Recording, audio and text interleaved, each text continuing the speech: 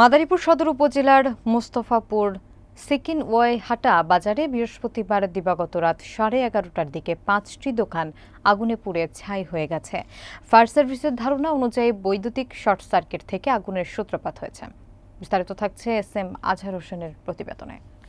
ক্ষতিগ্রস্ত দোকানগুলোর মধ্যে রয়েছে এলপিজি সিলিন্ডার গ্যাসের দোকান, জানি আলম মাতুব্বরের অটো গ্যারেজে থাকা 4টি ইজি বাইক, 2টি অটো ভ্যান এবং একটি মোটরসাইকেল। এছাড়া স্যান্ডেল দোকানি নূর হক মাতুব্বর, সার ও কীটনাশক ব্যবসায়ী বাচ্চু কাজী, টেলার্স দোকানি বোরহান মাতুব্বর এবং মুদি দোকানি জাকির মাতুব্বরের দোকানও ক্ষতিগ্রস্ত হয়েছে। ব্যবসায়ীরা দাবি করছেন আগুনে প্রায় 30 লক্ষ টাকার ক্ষতি হয়েছে। ফায়ার সার্ভিসের ওয়্যারহাউস ইন্সপেক্টর শেখ আহাদুজ্জামান জানিয়েছেন, খবর পেয়ে তারা ঘটনাস্থলে গিয়ে আগুন নিয়ন্ত্রণে আনে।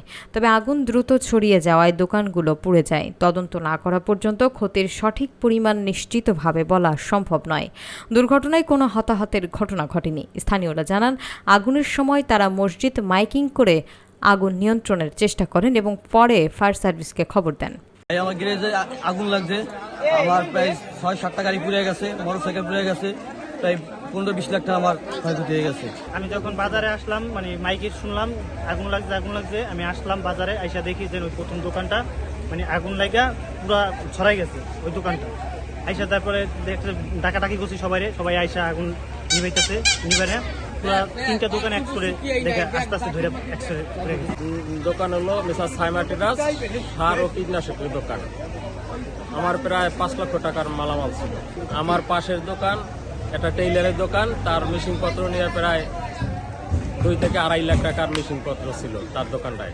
আমরা আগুনের সংবাদ পাওয়া মাত্র দ্রুত ঘটনাস্থলে পৌঁছাই এবং আগুন নির্বাপন করি। এসে জানতে পারলাম যে 3টা দোকানে আগুন লাগছে, একটা সারের দোকান, একটা মুদি দোকান আর একটা হইল স্যান্ডেলের দোকান।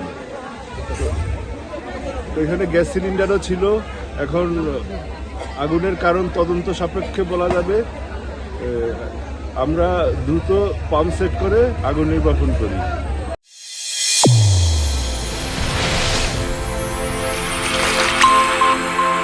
চ্যানেল A1 হৃদয় রেসপন্স।